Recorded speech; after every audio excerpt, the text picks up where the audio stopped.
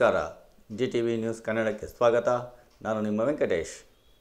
ಮಾಗಡಿ ತಾಲೂಕಿನ ಬಾಚೇನಟ್ಟಿ ಗ್ರಾಮ ಪಂಚಾಯಿತಿ ವ್ಯಾಪ್ತಿಯ ಮರಳುಗೊಂಡ್ಲ ಗ್ರಾಮದ ಉಮೇಶ್ ರವರು ತಮ್ಮ ಹೊಲದಲ್ಲಿ ಮೀನು ಸಾಕಾಣಿಕಾ ಹೊಂಡವನ್ನು ನಿರ್ಮಿಸಿ ಸುಮಾರು 10,000 ಬೇರೆ ಬೇರೆ ಜಾತಿಯ ಮೀನುಗಳನ್ನು ಸಾಕಿದ್ದರು. ಸಾಲ ಮಾಡಿ ಮೀನು ಮರಿಗಳನ್ನು ತಂದು ಸಾಕಿದ್ದೆ. ತಡರಾತ್ರಿ ಯಾರೋ ಕಿಡಿಗೇಡಿಗಳು ಮೀನು ಸಾಕಾಣಿಕಾ ಹೊಂಡಕ್ಕೆ ವಿಷವನ್ನು ಬೆರೆಸಿ ಸಾವಿರಾರು ಮೀನುಗಳು ಸತ್ತು ಹೋಗಿವೆ. ಇದರಿಂದ ಸುಮಾರು 3 ಲಕ್ಷ ರುಗಳು ನಷ್ಟವಾಗಿದೆ ಎಂದು ಉಮೇಶ್ ಅವರು ಮಾಧ್ಯಮದವರೊಂದಿಗೆ ತಿಳಿಸಿದರು.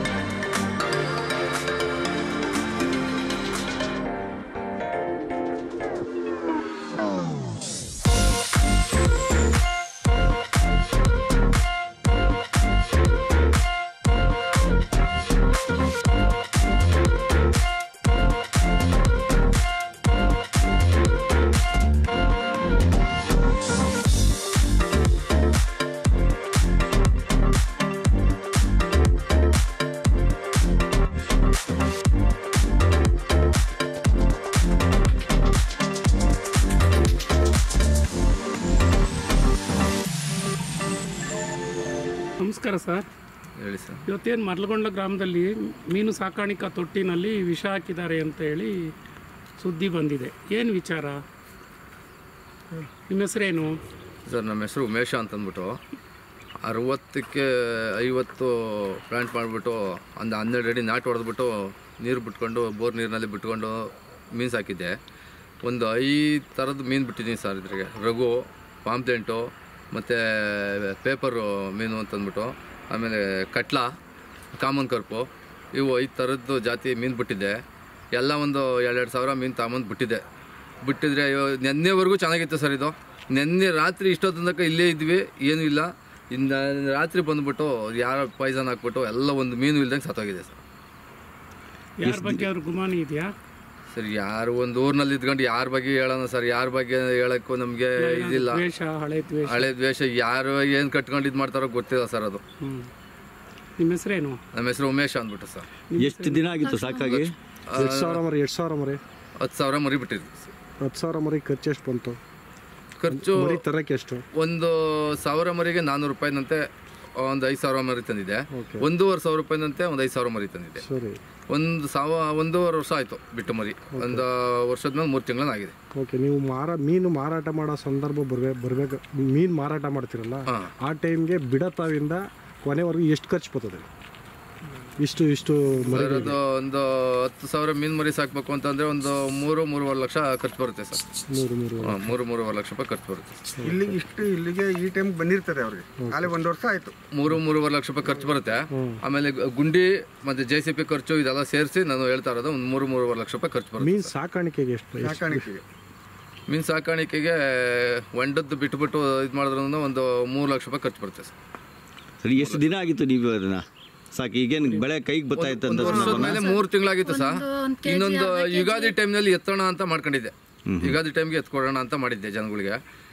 ಈಗ ಬಂದು ಯುಗಾದಿ ಮೊನ್ನೆ ಒಂದು 60 kg ಎತ್ತಿದ್ವಿ. 60 kg ಎತ್ತಿದ್ದು ಎಲ್ಲ 900, 1 kg 100 ಗ್ರಾಮ್ ಎಲ್ಲ ಬಂದಿದ್ದು. ಅದನ್ನ ನೋಡ್ಕೊಂಡಿದ್ದು ಅದು ಯಾರು ಇನ್ನು ಯುಗಾದಿ ಟೈಮ್ಗೆ ಎತ್ತುತ್ತಾನೆ ಇವನು ಇದು ಮಾಡ್ತಾನೆ ಅಂತ ಅಂದ್ಬಿಟ್ಟು ಯಾರು ಏನು ಮಾಡಿದ್ರು ಅನ್ನೋದು ಗೊತ್ತಿಲ್ಲ ಸರ್. ಈಗ ಈ ಬೆಳೆ ನನ್ನ ಕೈಗೆ ಬಂದಿದ್ರೆ ಎಷ್ಟು ಲಾಭ ನಿಮ್ಗೆ ಸಿಗ್ತಾ ಇತ್ತು ಸರ್? ನನಗೆ ಒಂದು 6 ರಿಂದ 7 ಲಕ್ಷ ರೂಪಾಯಿ ದುಡ್ಡು ಆಗೋದು ಸರ್ ಅದರಲ್ಲಿ. ಒಟ್ಟು ಒಟ್ಟು ಒಂದು 4 ಲಕ್ಷ ಖರ್ಚು ಲಾಭ ಸಿಗೋದು. ಏನೇ ಆದ್ರೂ 2.5-3 ಲಕ್ಷ ರೂಪಾಯಿ 3 ಲಕ್ಷ ರೂಪಾಯಿ ಸಿಗೋದು. ಮುಂದೆ ಏನು ಮಾಡ್ತೀರಿ? ಮುಂದೆ ಏನು ಮಾಡ್ಬೇಕು ಸರ್, ನಮಗೆ ದಾರಿ ಯಾವುದು ತೋಚದಂಗೆ ಆಗ್ಬಿಟ್ಟಿದೆ. ಎಲ್ಲ ದಾರಿಗಳು ಮುಚ್ಚೋಗಿದ್ದಾವೆ.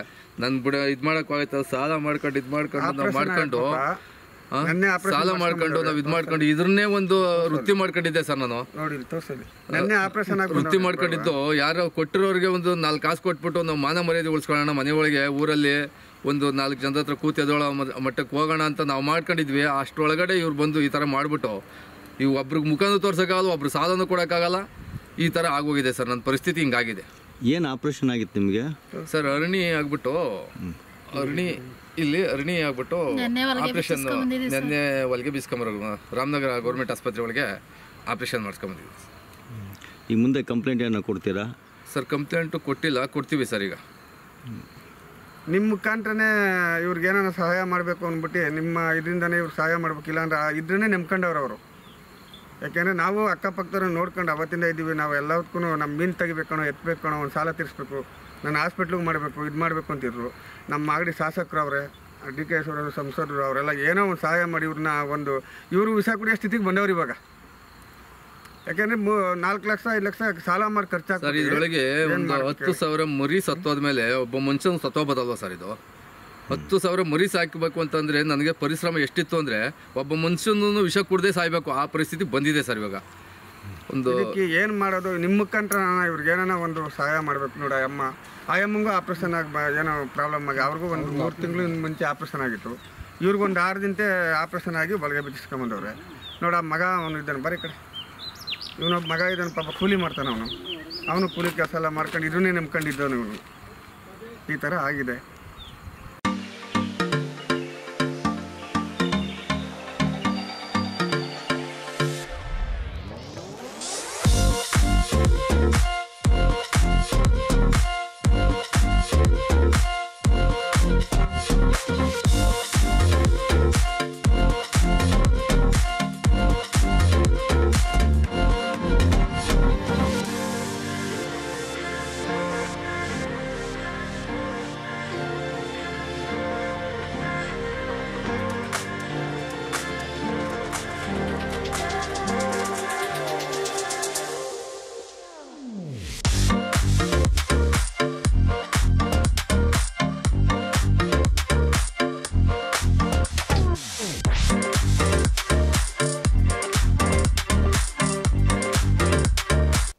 ಇದು ಇವತ್ತಿನ ಮಾಗಡಿಯ ಸುದ್ದಿ ಸಮಾಚಾರ. ನಿರಂತರ ಸುದ್ದಿ ಸಮಾಚಾರಕ್ಕೆ ವೀಕ್ಷಿಸಿ ನಿಮ್ಮ GTV ನ್ಯೂಸ್ ಕನ್ನಡವನ್ನು. ವಂದನೆಗಳು.